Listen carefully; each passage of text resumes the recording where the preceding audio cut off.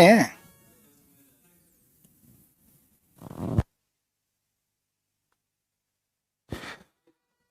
Good evening everybody, सभी को नमस्कार, राम राम, सत श्री अकाल, अस्सलाम वालेकुम, राधे राधे, जय श्री कृष्ण। तो बच्चे हमारे पास ये क्वेश्चन था कि use Euclid division lemma to show that the square of any positive integer is either of the form of 3m, 3m plus 1 for some integer m। या तो वो 3m होगा या 3m plus 1 होगा। राइट, लिखा क्या है? Square of any positive integer. जो square of any positive integer होगा वो हमारे लिए 3m और 3m plus 1 होगा। राइट, और यहां पर कह रहा है कि hint, let x be any positive integer then it is of the form 3q plus 1 or 3q plus 2. Now square each of these and show that they can be written in the form of 3m or 3m plus 1। इसमें हमें इसे show करना है। तो आपने जो ये hint ना भी दिया होता तो आपको हिंट तो मैं पिछली क्लास में दे चुका हूं कि आपको दिखना चाहिए कि जब डिवीजन लेमा आप यूज करते हैं, यूक्लिड डिवीजन लेमा आप यूज करते हैं, तो आपको देखना होता है कि जो वैल्यू आपको है ये बेसिकली बेटा 3m है।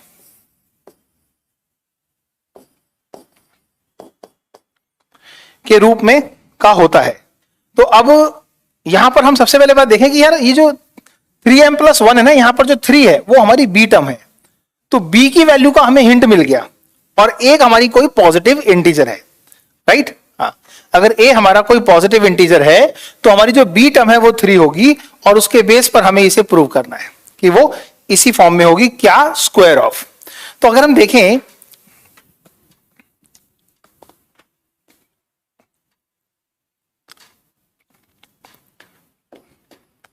Bye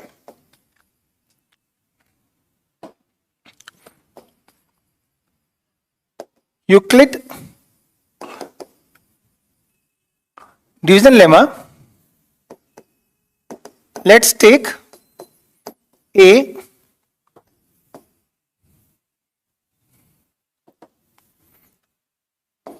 be a positive integer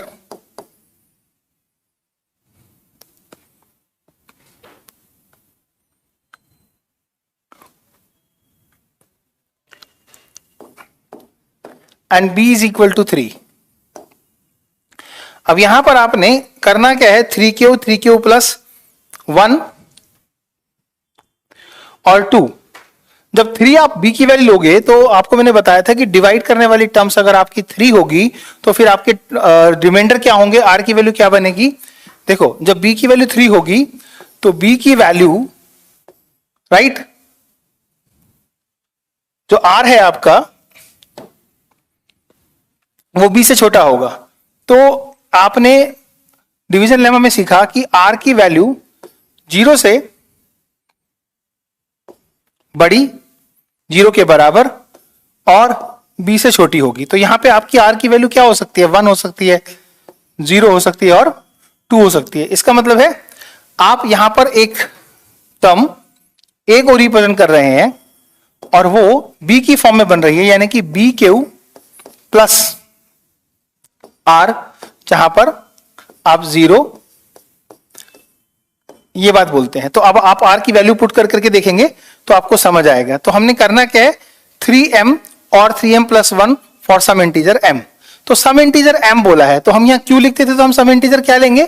m लेंगे। तो a इज इक्वल टू क्या होगा? 3m और r की वैल्यू क्या ले ली हमने? 0, केस 1। तो r की वैल्यू जब 0 ले ली तो हमारे पास a किसके बराबर आया? 3m के। बच्चे हमने क्वेश्चन को ध्यान से नहीं पढ़ा क्या?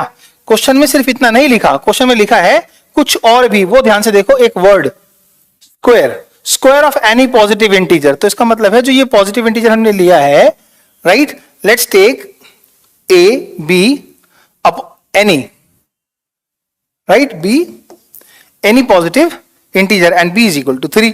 तो यहां पर हमारे पास स्क्वायर अगर करेंगे तो हमारे पास ये क्या बनेगा? 3m का square and that is equal to 9m square. अब देखो ये 9m स्क्वायर में आपको जो टर्म लिखनी है वो 3m की टर्म में लिखना है। तो इसमें से आप 3 क्या कर सकते हैं, कॉमन कर सकते हैं। तो a स्क्वायर आपका हो सकता है 3 इंटू में 3m स्क्वायर, और इसको हम मान लेते हैं this is equal to, let 3m square is equal to capital M। तो ये आपका हो जाएगा a square is equal to, जिस फॉर्म में हमें प्रूव करना था, दैट इज स्मॉल m ही लेंगे इसे।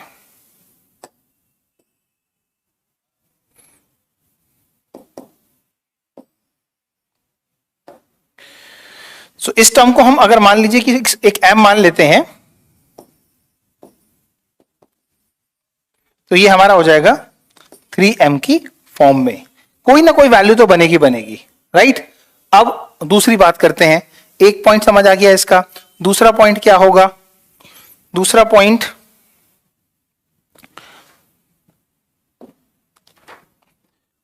r की वैल्यू अगर आप 1 लेके चलेंगे तो आपके पास a is equal to 3m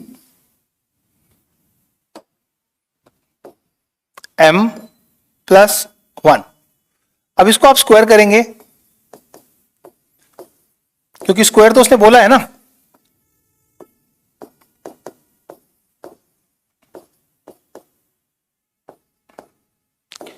यहां आपने my dear, since you know that a plus b का होल स्क्वायर बराबर होता है a square plus b square plus 2ab और a square plus 2ab plus b square, जैसे आप चाहें। तो अब आप इन दोनों को ध्यान से देखिए, क्या कॉमन आया, 3m इंटू, अब अगर कॉमन निकालते हैं तो ये क्या बनता है, m प्लस 2। तो इसको आप बोल सकते हैं जिस तरीके से वो आपसे कह रहा था कि उसकी जो फॉर्म होगी वो राइट 3m प्लस 1 के रूप में होगा।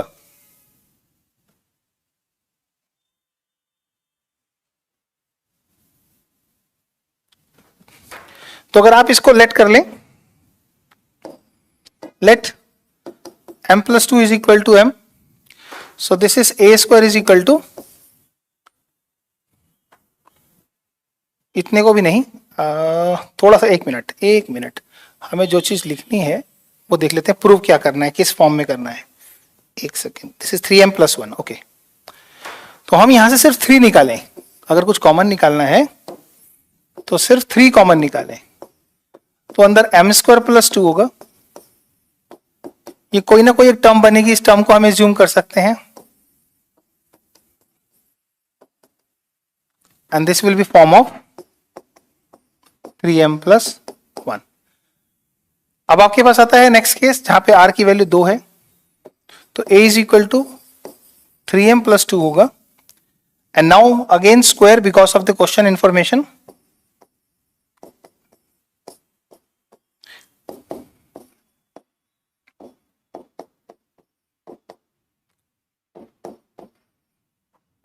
इन दोनों को ध्यान से देखिए आप, इसमें कॉमन मिलेगा आपको,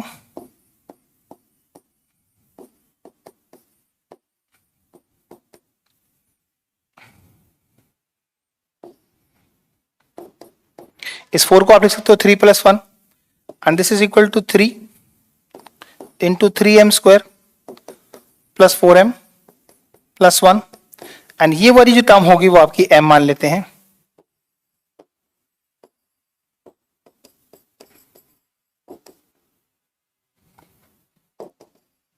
So now it is proved.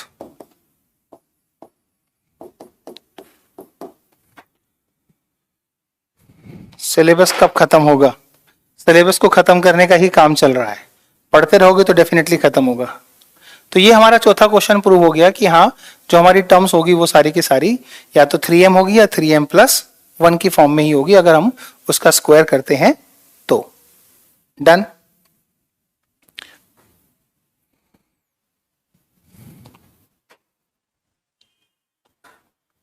Note कर लो। अब हम करेंगे एक्सरसाइज 1.2। लगा रखिए ना, लगाई भी है ना 1.2।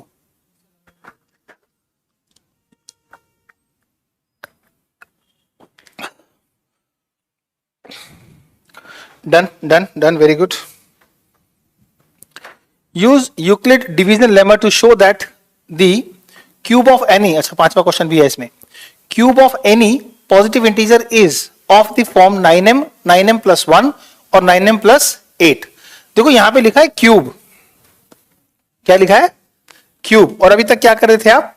स्क्वायर। तो आपने यहां पे अगर 9 माना ना, b की वैल्यू को 9 माना, तो क्या होगा?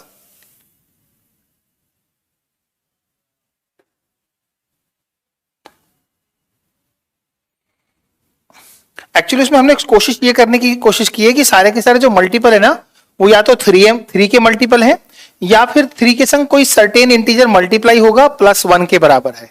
इसलिए हमने एक सर्टेन पोर्शन को एज्यूम कर लिया कि अगर ये कोई सम इंटीजर है, ये कंप्लीट वैल्यू, तो वो 3m प्लस 1 हो सकती है, राइट? अगर हम उसमें स्टार्टिंग में m ना लिखते, q लिखते, तो फिर हम उस q को भी m में कन्वर्ट कर सकते थे। मतलब m is a some integer, right? Question number 5 में जब आप आओगे तो यहां 9 को देखने से आपको लगेगा कि यार हम क्या करें, b की वैल्यू क्या माने? अगर 9 मानोगे तो केस हो जाएंगे 8। कितने केस हो जाएंगे? 8। और प्लस 0 का केस तो 9 केस हो जाएंगे। 9 केस के एक्सपेरिमेंट को करने से बेटर है कि क्यूब की कॉन्सेप्ट में अगर आप b की वैल्यू को 3 मान लें इस क्वेश्चन में, तो फिर आपको समझ आ जाएगा कि आपके r की वैल्यू क्या क्या बनेगी, 0, 1 और 2। मींस 3 केस में ही आप इसको जस्टिफाई कर पाएंगे, राइट? अभी आपको समझ आ जाएगा कि हम इसे कैसे करेंगे। लेट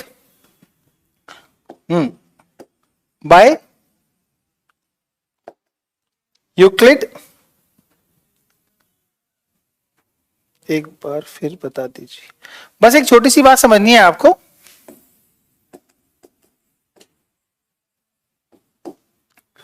एक छोटी सी बात आपको समझनी है कि हम यहां पर let a B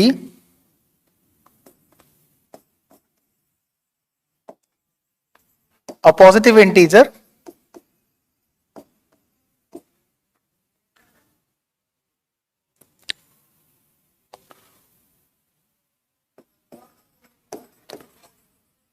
for some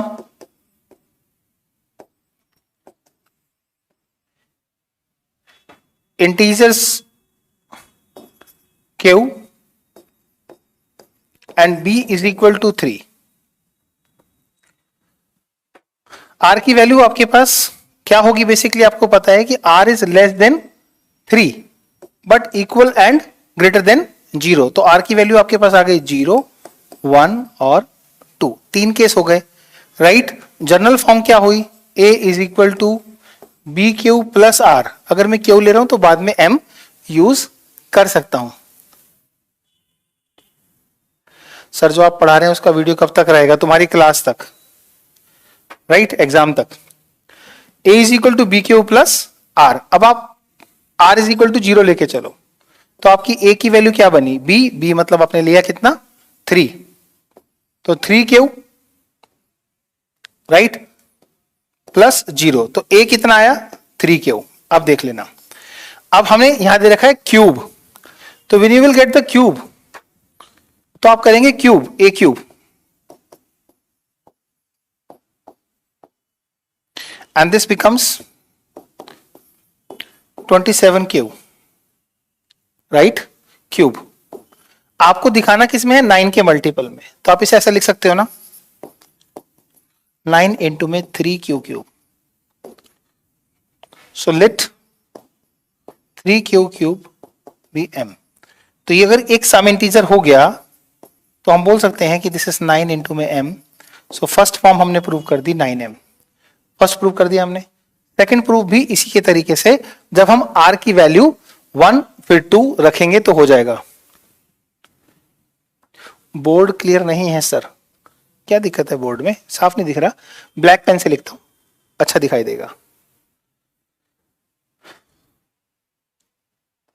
second part आएंगे तो हमारे पास कुछ रिफ्लेक्शन है।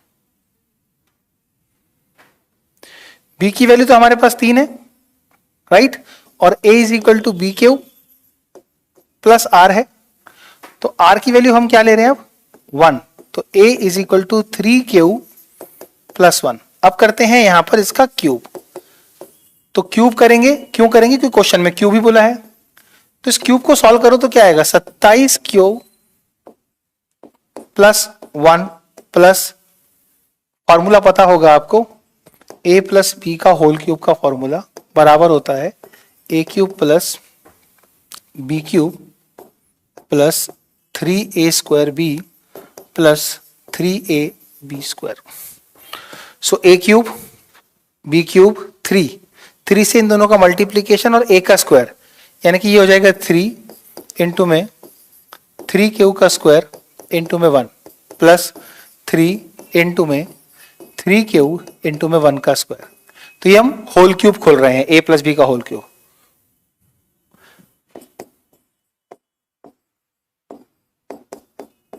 तीन तिया 9, 9 तिया 27, 3 तिया 9। अब आप क्या करें, इस टर्म को एक साथ लिखें।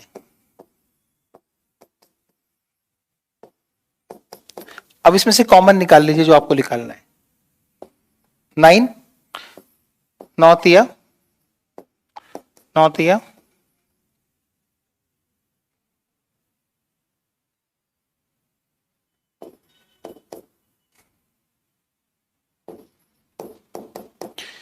अब ये आपके पास आ गया 3 q plus 3 square plus q is equal to some integer m। अगर ये हम मान लेते हैं तो ये हमारे पास हो जाता है 9m प्लस 1। और यही आपको ध्यान से देखिए ऑर्डर बोला गया था। अच्छा, इसमें अब 8 रिप्रेजेंट करना है आपको, तो आप 8 कैसे रिप्रेजेंट कर सकते हैं? अभी एक केस रह गया, ये वाला हमारा प्रूव हुआ। This is we have taken first case, ये सेकेंड पार्ट 1 के साथ। अब थर्ड पार्ट प्रूव करना है, तो अभी हमारा एक केस और बचा है। हाँ बेटा, वो जो आपने लिखा है वो भी ठीक है मुकेश, बेसिक यही होता है ना, इसी में से कॉमन निकल के होता है। Right, nice looking sir. My name is Raj and my name is Dalip and Raj is the name of my father. चलो, इसके अंदर थर्ड केस पे अगर हम आते हैं तो b की वैल्यू हमारी वही रहेगी, r की वैल्यू कितनी हो जाएगी 2। तो हमारे पास a is equal to 3 cube plus 2 होगा, और क्यूब करेंगे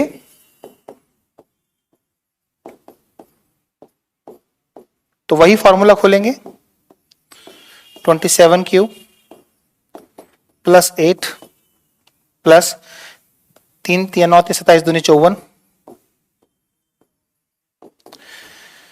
3 3 9 9 चौक 36।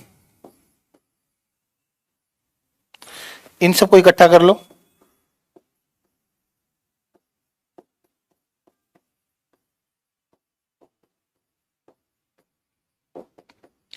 यहां से 9 कॉमन कर लो,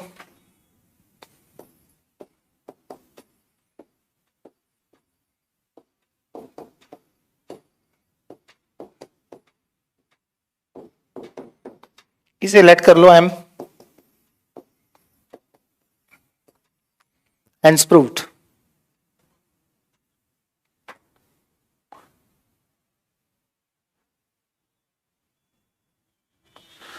चलो साहिल, समझ तो आ रहा है ना? अगर आपने पहले पढ़ा है तो आपको बस मुझे इतना समझाना है कि इसमें एज्यूम कैसे करना है। 27 कैसे आया सर? भाई क्यूब करेंगे तो 27 अपने आप आएगा, 3 3 9 27। कौन सा 27 कह रहे हो? ये वाला 3 3 9 9 27।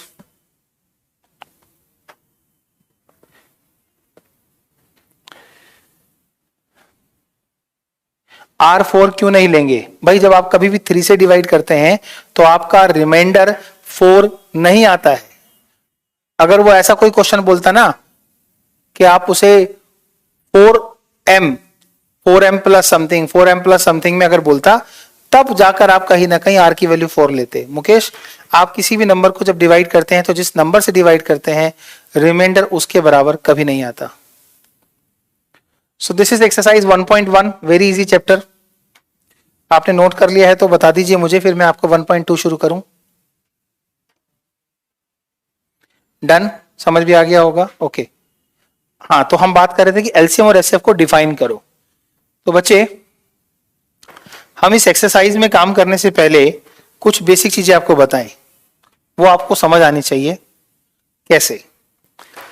यहां पर एलसीएम के और एचसीएफ के बारे में हमें पता कैसे लगता है, ये सवाल आपने पिछली क्लास में अभी थोड़ी देर पहले किसी ने किया था और मैंने कहा था कि नेक्स्ट क्लास में आके आपको इस बारे में बताऊंगा। तो आइए मैं आपको समझाता हूं कि एक्चुअली जो जनरल लैंग्वेज होती है उसमें कैसे पता लगता है कि वो एलसीएम है या एचसीएफ है। अब थोड़ी देर के लिए स्टॉप राइटिंग, राइट। अभी आपको समझ आ जाएगा कैसे पता लगे कि वो एलसीएम है या एचसीएफ है।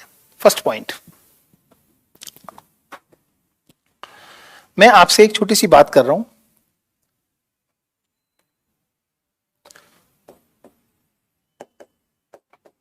Find the number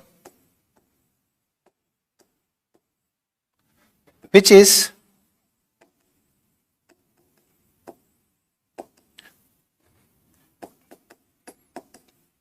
divisible by 4 and 5। वो संख्या बताइए जो 4 और 5 से विभाजित होती हो। अब 4 और 5 से विभाजित होने वाली संख्या कोई एक तो है नहीं, right. Find the number which is divisible by 4 and 5। तो आप कहोगे सर 4 और 5 से डिवाइड होने वाला नंबर 20 भी है, 40 भी है, 60 भी है, 80 भी है, 100 भी है एंड सो ऑन। पता नहीं कितने नंबर ऐसे होंगे जो 4 और 5 से डिवाइड हो सकते हैं। अब मैं कहता हूं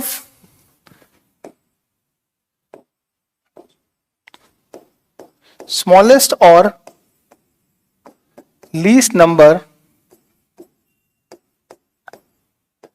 इन अबव एग्जाम्पल्स।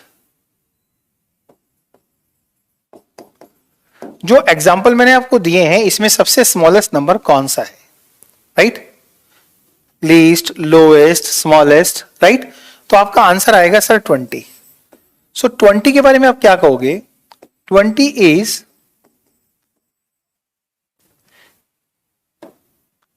लोएस्ट और लीस्ट और smallest divisible number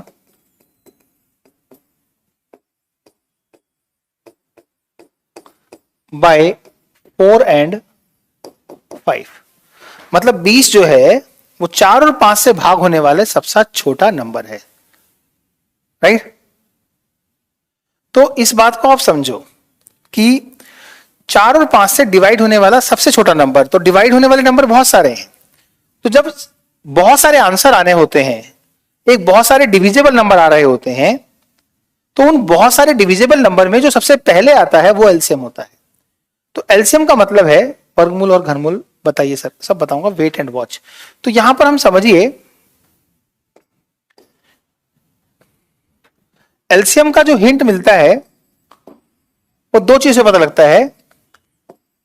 LCM is a divisible number,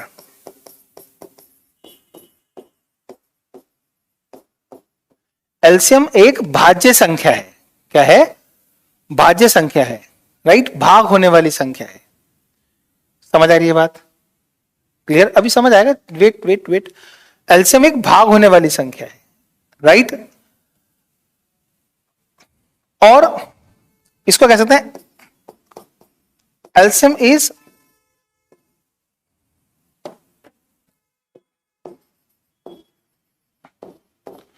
smallest divisible number है, सबसे छोटा भाग होने वाला नंबर होता है। तो जब बहुत सारी संख्याएं किसी एक नंबर को डिवाइड करना चाहती हैं, राइट और रॉन्ग, तो हम सबसे छोटा नंबर इसलिए लेके आते हैं ताकि डिवाइड फटाफट हो जाए और ज्यादा टाइम वेस्ट ना हो। तो जितनी जल्दी आप 4 से 20 को भाग कर लोगे, राइट, उतनी जल्दी आप 4,45,420 को भाग नहीं कर पाओगे। इसलिए डिविजिबल नंबर जितना छोटा होगा उतनी कैलकुलेशन फास्ट होगी। क्लियर है? तो ये बात समझ आनी चाहिए। The smallest number we select in the divisible numbers called LCM. पहला पॉइंट ये समझ आना चाहिए, राइट। इसे नोट करो।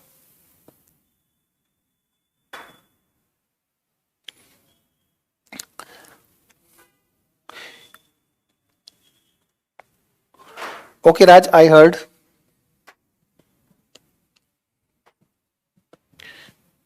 अब एचसीएफ क्या है?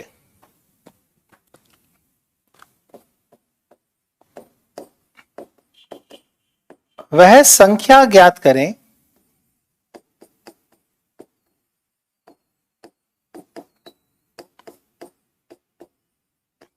जो कि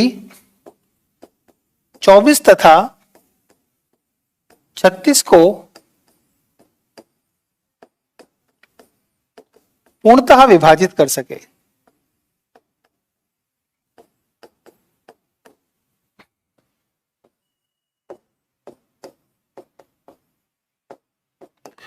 वह संख्या ज्ञात करो जो कि 24 और 36 को पूर्णतः विभाजित कर सके। अब 24 को भाग करने वाली संख्या और 36 को भाग करने वाली संख्या कौन कौन सी हो सकती है, ध्यान से देखना। 24 और 36 को 1 भी भाग कर सकता है, 2 भी भाग कर सकता है, 3 भी भाग कर सकता है, 4 भी, 6 भी, 12 भी। ये वो नंबर हैं जो 24 और 36 को भाग कर सकते हैं, राइट। अब इन नंबर में मैं आपसे पूछूं, वह सबसे बड़ी संख्या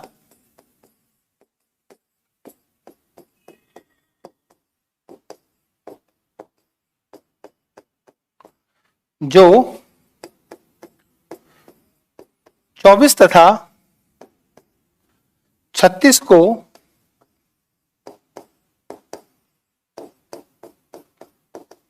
पूर्णतः विभाजित कर सके।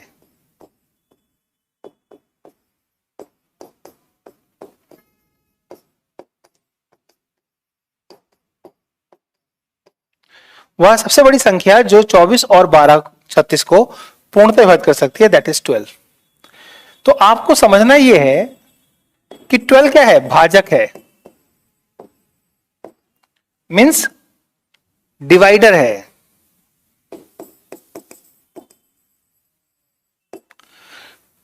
जो भाग करता है वो महत्तम होता है, जो भाग होता है वो लघुत्तम होता है, right. If a number is divisible it is a LCM, if a number is divider that is a HCF.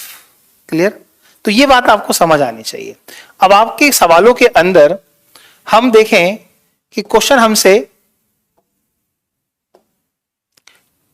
First question कहां गया, ये आपका फर्स्ट क्वेश्चन है 1.2 exercise. Express each number as a product of its prime factors. मतलब हर number को एक शब्द दे रहा है क्या, प्राइम फैक्टर्स। तो आपके लिए क्वेश्चन समझने से ज्यादा जरूरी है कि प्राइम क्या है और प्राइम फैक्टर क्या है, राइट। तो आपको पता होना चाहिए यहां पर जो नॉलेज है that is prime numbers, right. और प्राइम नंबर से बना पाओगे आप प्राइम फैक्टर्स। तो प्राइम नंबर्स क्या है, starting from 2, 3, 5, 7, 11, 13, 17 and so on. जब आप संख्याओं को डिवाइड करना शुरू करते हैं तो प्राइम नंबर्स का सहारा लेते हैं, और जब आप उसे डिवाइड करके सिर्फ और सिर्फ प्राइम नंबर की फॉर्म में फैक्टर्स के रूप में रिप्रेजेंट करते हैं तो वो प्राइम फैक्टर कहलाता है, जिसे हम हिंदी में अभाज्य संख्याएं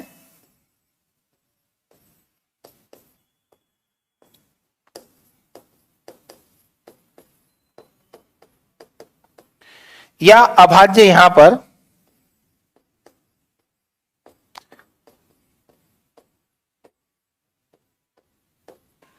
गुणनखंड समझते हैं। तो निम्नलिखित संख्याओं को अभाज्य गुणनखंडों के रूप में व्यक्त कीजिए। सो प्राइम फैक्टर्स के रूप में करना है तो सबसे पहले प्राइम नंबर की हेल्प लेकर फैक्टर्स करने हैं।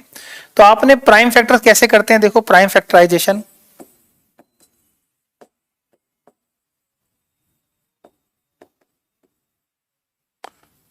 अभाज्य गुणनखंड कैसे किया जाता है, तो 140 को आप सबसे पहले लिख सकते हैं ऐसे 2 इंटू में 70। बट 70 क्या है, प्राइम नंबर नहीं है, that you can again right 2 into 35। But 35 is not a prime number, so you can right 5 and 7.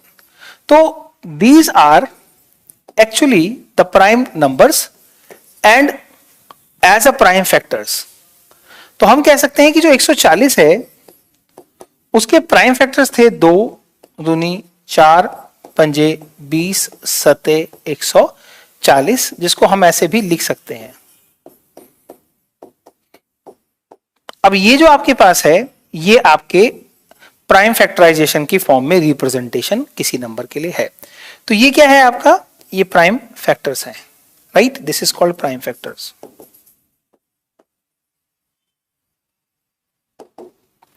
आ गया होगा समझ में ये बात कि प्राइम फैक्टर क्या है। लेकिन बच्चे हर बार आप लोग इतनी आसानी से कर पाए, उसके लिए आप ऐसा भी कर सकते हैं। This is called prime factorisation. 2 से डिवाइड करेंगे 70 आएगा, फिर 2 से करेंगे 35 आएगा, 5 से करेंगे 7 आएगा, 7 से करेंगे 1 आएगा। जब 1 आ जाएगा ना तो इसका मतलब है कि 1 is not a prime number, so it's not considered in the prime factors. तो you can write this is what 2 into 2 into 5 into में 7 इज इक्वल टू 140। तो ये है आपके 140 के प्राइम फैक्टर। अभी क्या होगा, इस सवाल को सॉल्व करते करते बीच में कुछ दिक्कत आएगी, जिसकी वजह से मुझे लगेगा कि आपको कल कुछ और भी सिखाना चाहिए नंबर सिस्टम के अंदर। वो भी आने वाली है दिक्कत, अभी दिखाऊंगा आपको मैं। फटाफट नोट कीजिए इसे।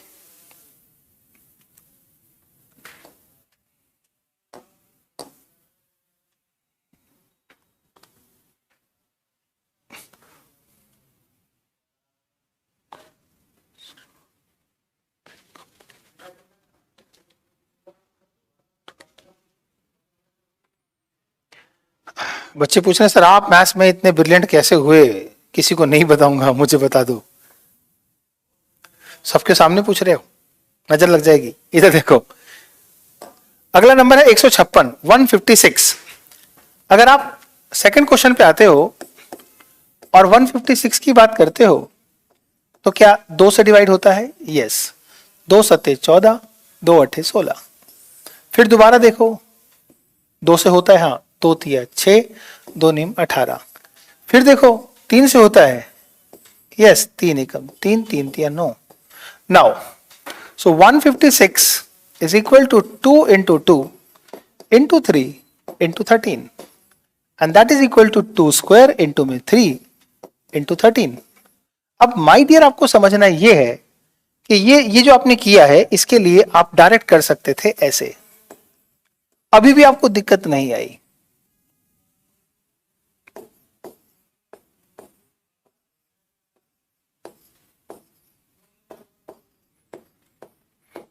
क्यों नहीं आई? क्योंकि अभी आप फंस नहीं रहे हो। कब फंसोगे? जब वैल्यूज धीरे धीरे धीरे धीरे बढ़ती रहेगी। अगर आपको इतना समझ आ गया है तो देखते हैं और कितना समझ आएगा। Let's understand what the next number is 3825। मुझे कैसे पता लग रहा है कि कौन से नंबर से मैं शुरू करूं? 5 से डिवाइड हो जाएगा, 5 सत्ते 35, 3 2 32, 5 6 30, 5 पंजे 25। फिर 5 से डिवाइड हो जाएगा, 5 एकम 5, 2, 5 पंजे 25, 5 तिया 15। अब किससे डिवाइड होगा? This is the problem. जैसे ही आपको ये सोचना पड़ेगा कि ये किससे डिवाइड होगा, तो आप देखोगे कि 3 से नहीं होगा, 5 से नहीं होगा, 7 से होगा या नहीं होगा, नहीं होगा, 9 से नहीं होगा, 11 से नहीं होगा, 13 से होगा कि नहीं होगा, राइट, 13 से भी नहीं होगा, 15 से होगा क्या? नहीं होगा। 17 से होगा क्या? यस, कुछ बच्चे बोल रहे हैं 17 से होगा। तो हम 17 तक पहुंचे तो कैसे पहुंचे? दिस इज, अगर 17 से होगा तो कितने पे जाएगा, राइट? मेरी बात आपको समझ आ रही है मैं क्या कह रहा हूं? डायरेक्ट 17 यूज करना पड़ा हमें, तो ये गया किस पे, राइट?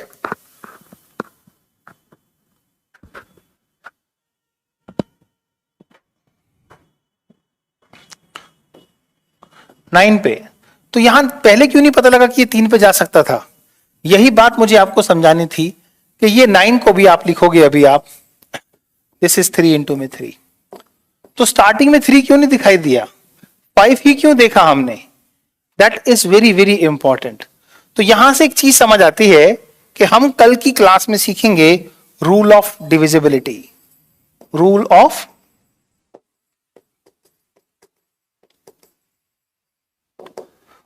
डिविजिबिलिटी मतलब विभाज्यता की जांच।